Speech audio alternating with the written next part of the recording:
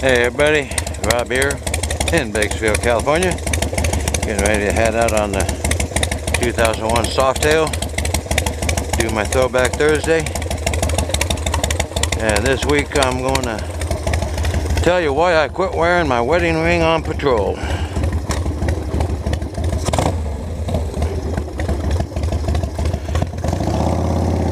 Now, I was working the day watch out of Central Division, one-man patrol unit, and it had been a very busy morning so far. A couple of accidents, a couple of burglary reports, and I was in the middle of finishing off a burglary report when over the radio I hear an officer yelling for help a couple beats over from me. He's in a foot pursuit of a burglary suspect, chasing him through the neighborhood. So I finish up what I'm doing.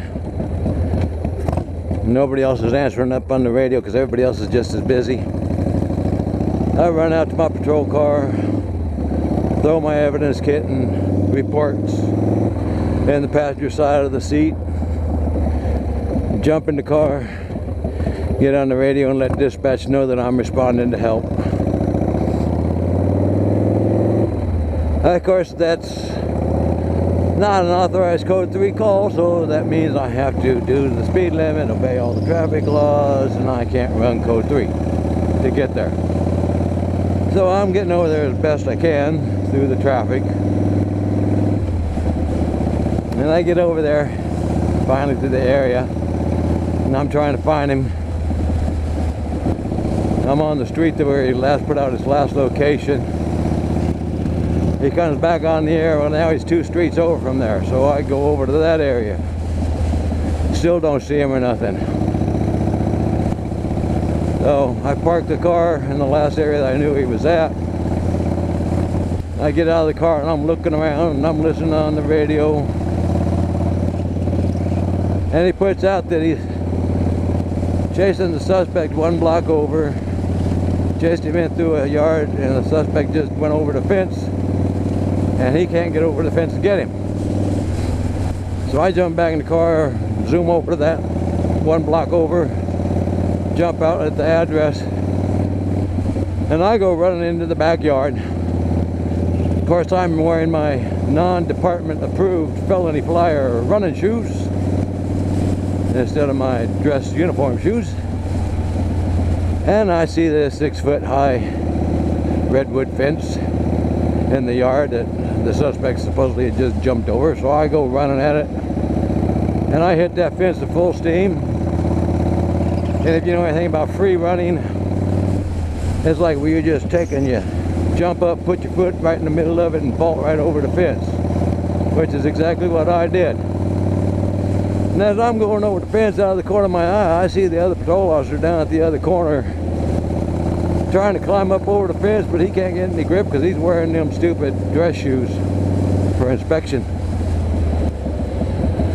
And I go flying over the fence, land on the other side, and I'm take off in full stride out to the street to try and find a suspect. I get out there to the front of the street and there's these 2 guys standing there in the driveway unloading groceries out of the back of their car, and they look up at me in surprise, and I look at them and I say, "Which way did he go?"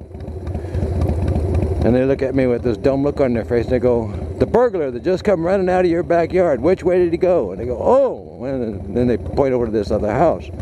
So I take off running back into that house down their driveway, and now I'm presented with a 5-foot high chain link fence. Well, that's not too big of a deal for me because I used to run track and do high hurdles, and you know, I was pretty good at that stuff. So I go bolting over that fence, but I make the mistake of placing my left hand on top of the chain link fence as I go over.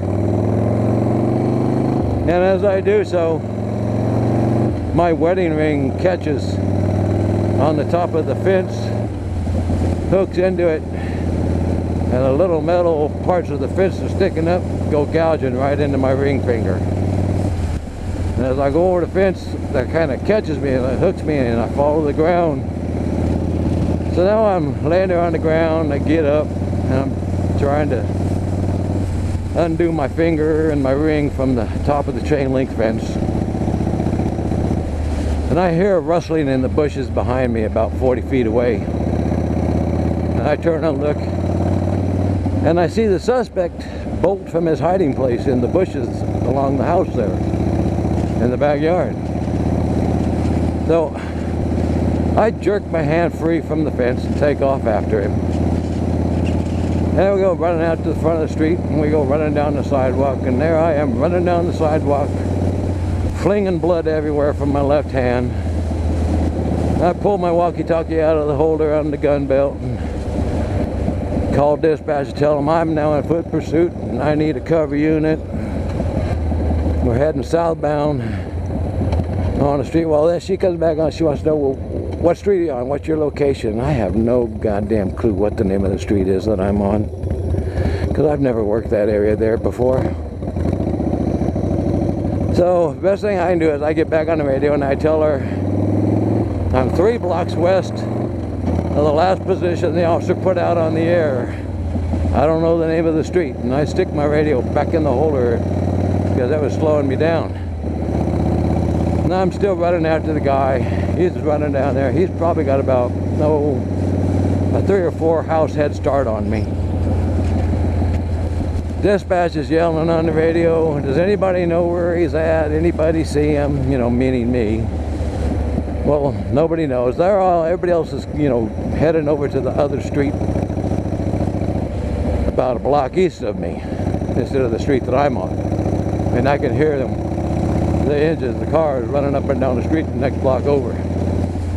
But I can't take the time to get on the air and tell them, because now I see this woman and her kids out on the sidewalk in the front yard playing.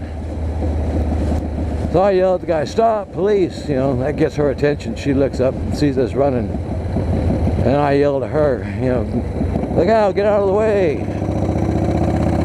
Well, instead of getting out of the way, as the guy comes running past her, she grabs hold of his arm and is hanging on to him for me.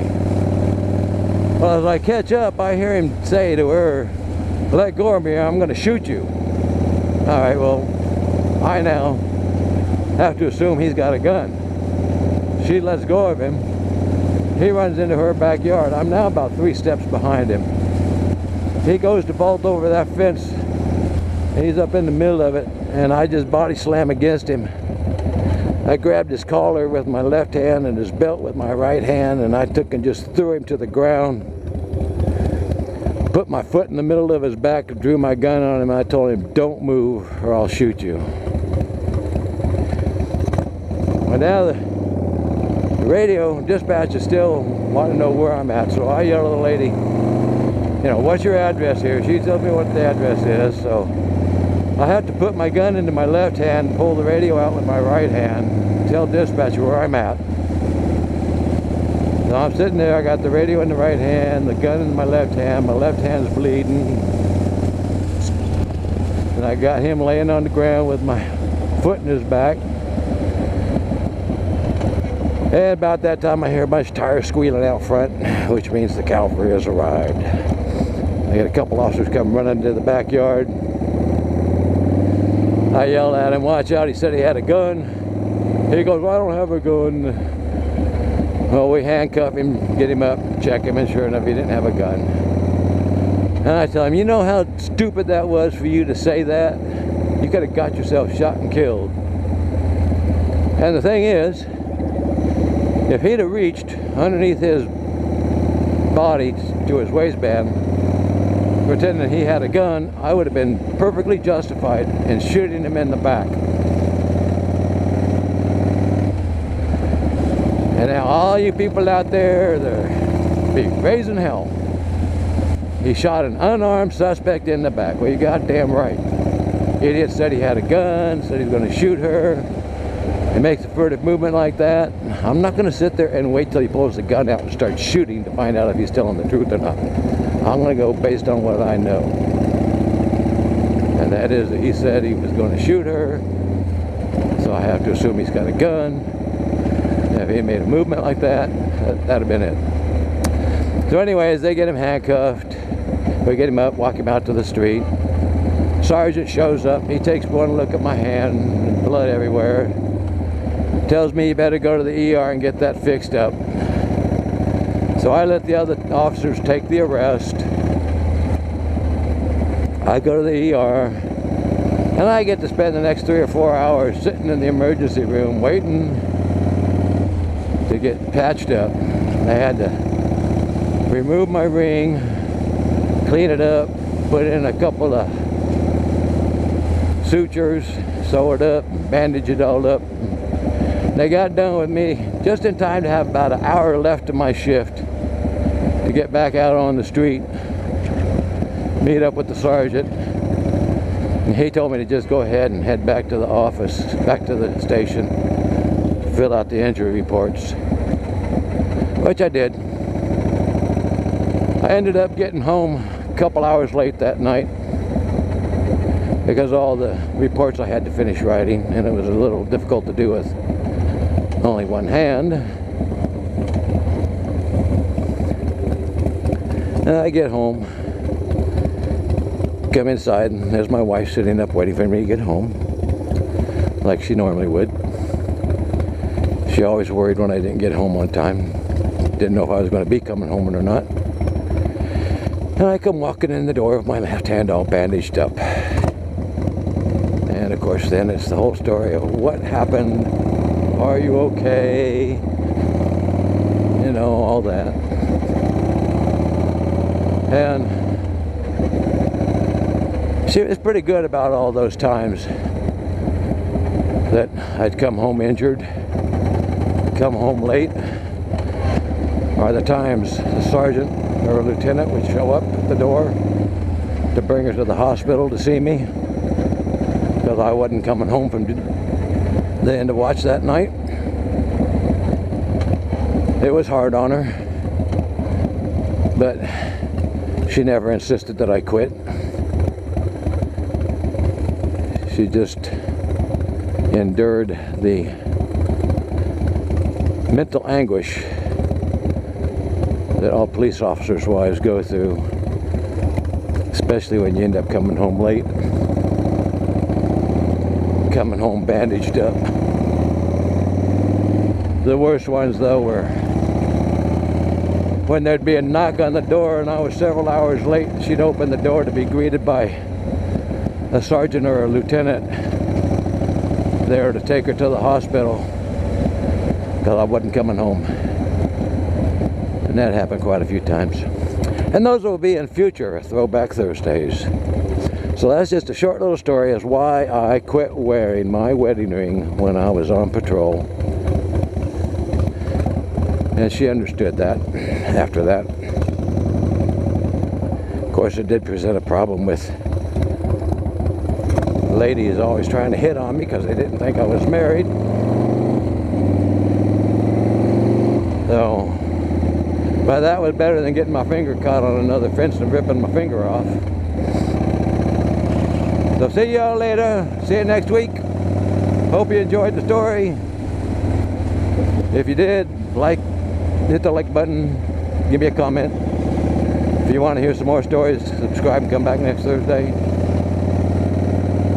And if you don't like my stories, then go find a different channel. Bye-bye.